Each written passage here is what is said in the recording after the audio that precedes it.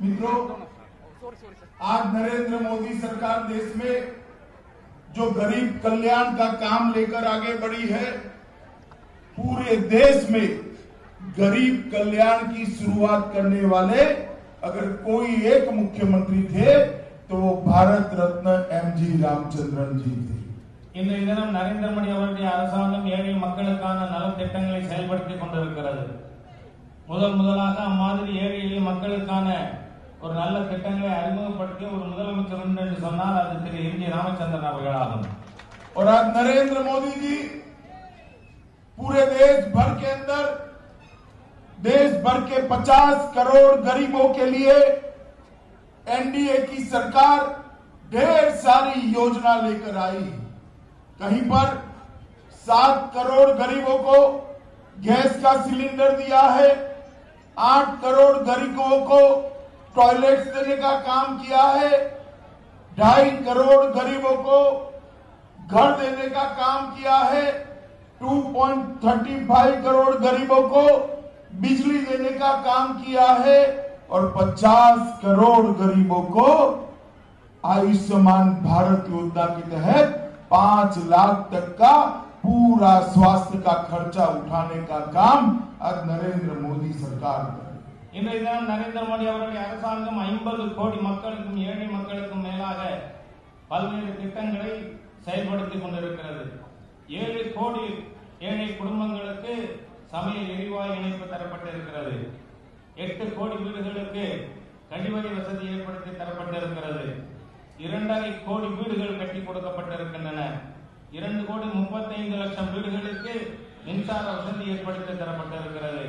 பிரதம மந்திரியினுடைய மருத்துவ காப்பீடு திட்டம் ஆயுஷ்மான் பாரத் திட்டம் 50 கோடி மக்களுக்கும் அதிகமான பேருக்கு இப்பொழுது கொடுக்கப்பட்டிருக்கிறது.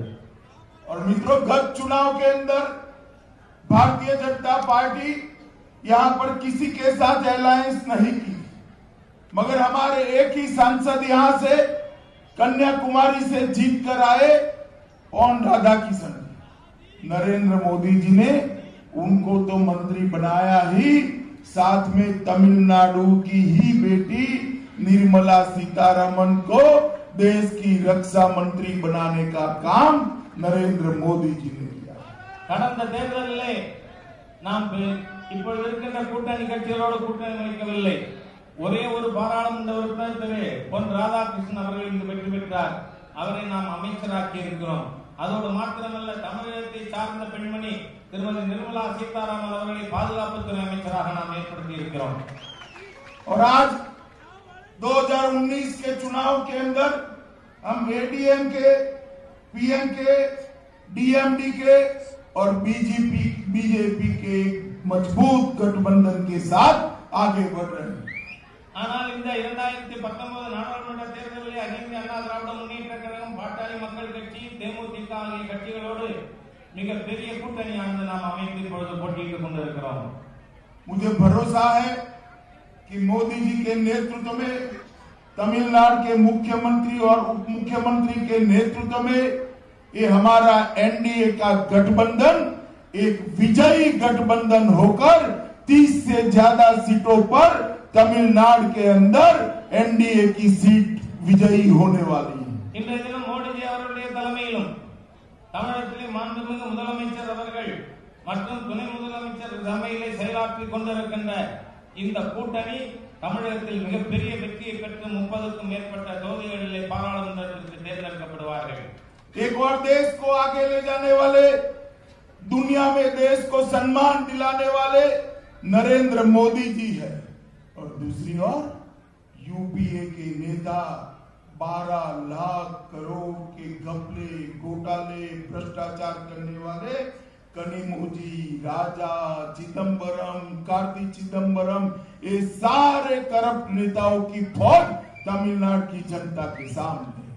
ஒரு பக்கத்திலே நாட்டிற்கு பெருமை சேர்க்கின்றது நரேந்திர மோடி அவர்கள் தலைமையிலான ஒரு கூட்டணி, இன்னொரு பக்கத்திலே ஐக்கிய முற்போக்கு கூட்டணி 12 லட்சம் கோடிக்கு மேல் ஊழல் செய்திருக்கின்ற கனிமொழி, ராஜா, கார்த்தி சிதம்பரம் போன்ற ஊழல்வாதிகள் அடங்கிய ஒரு கூட்டணியானது இருந்து கொண்டிருக்கிறது. और अभी राहुल गांधी जी ने एक मैनिफेस्टो डिक्लेयर किया। उसमें कहा है सभी को बेल मिल जानी चाहिए, किसी को जेल में नहीं रखना चाहिए। शायद कार्ति चिदंबरम के लिए ही उन्होंने अपने घोषणा पत्र के अंदर इसको डाला होगा। சமீபத்திலே ராகுல் காந்தி அவர்கள் சொல்லியிருக்கிறார்கள், அனைவருக்குமே தக்க திட்டங்கள் கொடுக்கப்பட வேண்டும், யாரும் சிறைச்சாலைக்கு செல்லக்கூடாது என்று.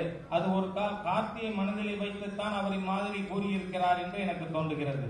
मित्रों, मैं 2-3 घंटा लेट हूं, मुझे अभी आगे भी एक सभा तमिलनाडु कर कर्नाटक जाना है, परंतु मैं इतना बताना चाहता हूं कि नरेंद्र मोदी जी की भारतीय जनता पार्टी की सरकार ने तमिलनाडु के विकास के लिए कोई कसर नहीं छोड़ी। நண்பர்களே, நான் 1.5 மணி நேரம் காலதாமதமாக வந்திருக்கிறேன். எனக்கு தமிழகத்திலே மற்றும் ஒரு நிகழ்ச்சியில் கலந்து கொண்டு நான் கர்நாடகாவிற்கு செல்ல வேண்டியிருக்கிறது. தமிழகத்திலிருந்து நமக்கு ஒரு பாராளுமன்ற உறுப்பினர் இருந்தாலும் கூட தமிழகத்திற்காக எந்த திட்டத்திலும் குறை வைக்காமல் நாம் நிறைவேற்றி இருக்கிறோம். देश के अंदर पहले यूपीए की सरकार थी, यूपीए की सरकार ने तमिलनाडु को 94,540 करोड़ रुपया दिया था। ஏற்கனவே ஐக்கிய முற்போக்கு கூட்டணி அரசு தமிழ்நாட்டிற்கு 94,940 கோடி ரூபாய் நிதி அளித்திருந்தது. और बाद में नरेंद्र मोदी जी की सरकार आई, एनडीए की सरकार आई।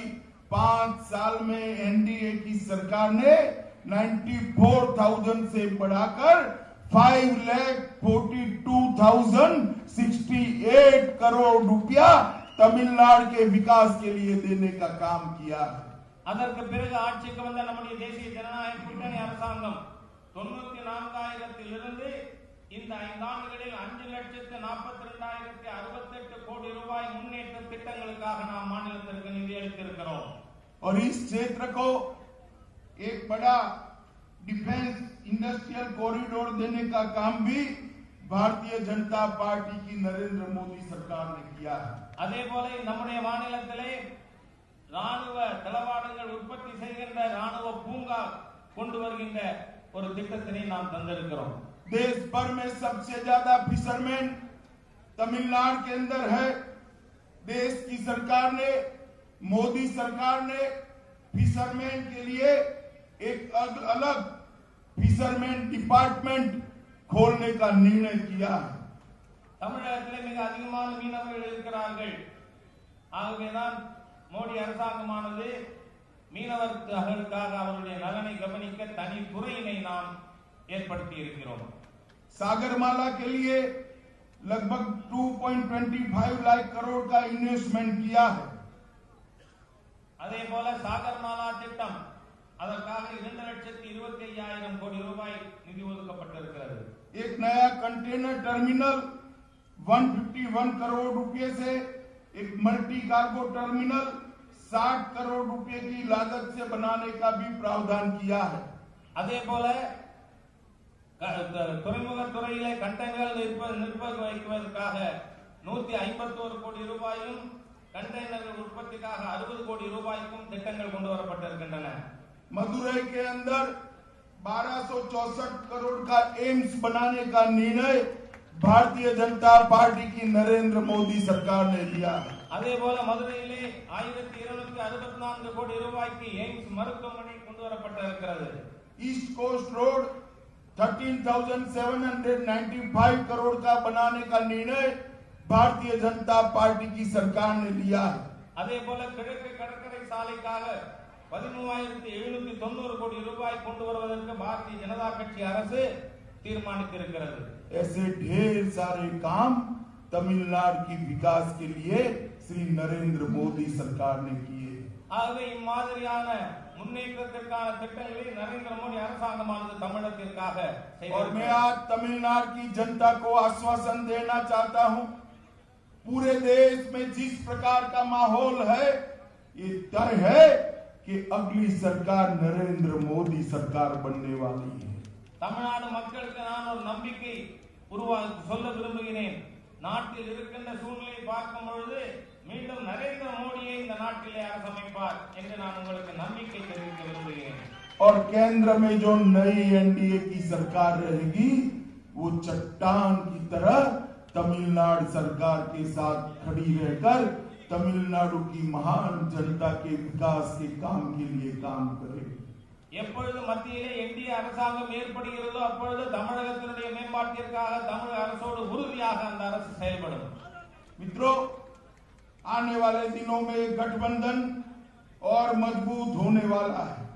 नरेंद्र मोदी सरकार ने अभी बजट में एक फैसला लिया है कि 40 लाख तक जिनका टर्नओवर है वो सारे व्यापारियों को जीएसटी से मुक्ति दी जाती है।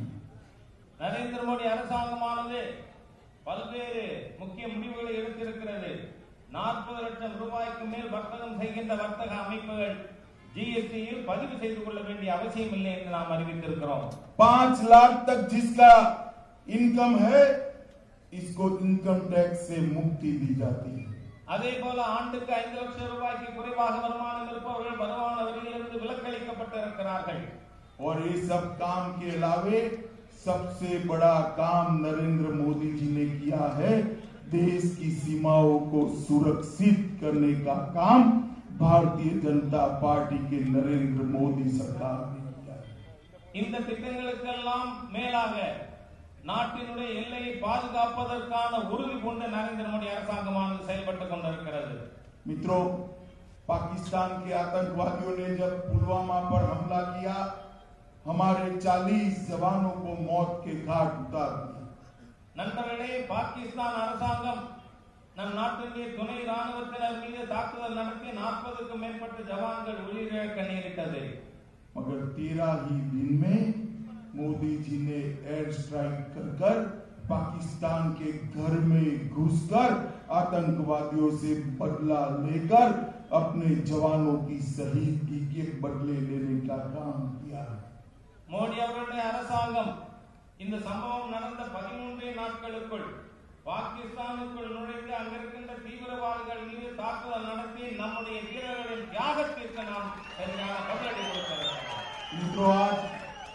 शिवगंगा क्षेत्र के सभी मतदाताओं को मैं अपील करने आया हूं, गठबंधन के सभी दलों के कार्यकर्ताओं को अपील करने आया हूं कि हमारे एच राजा ऊर्जावान प्रत्याशी है, उनको ये भ्रष्टाचारी कार्तिक चिदंबरम के सामने बड़े बहुमत के साथ जिताकर नरेंद्र मोदी जी के हाथ मजबूत करिए।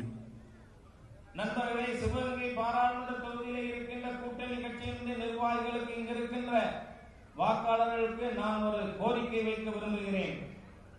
கூட்டணியினுடைய துடிப்புமிக்க வேட்பாளராக திரு ஹெச் ராஜா நிறுத்தப்பட்டிருக்கிறார்। ஊழல் நிறைந்த கார்த்திக்கு எதிராக நீங்கள் ராஜா அவர்களுக்கு உங்களுடைய மேலான ஆதரவை கொடுத்து அவரை வெற்றி பெற செய்வதன் மூலம் நரேந்திர மோடி அவர்களுடைய கரங்களை வலுப்படுத்த வேண்டும் என நான் உங்களிடம் கேட்டுக்கொள்கிறேன்। मुझे बताइए, शिवगंगा वालों एच राजा जी को जिताएंगे क्या?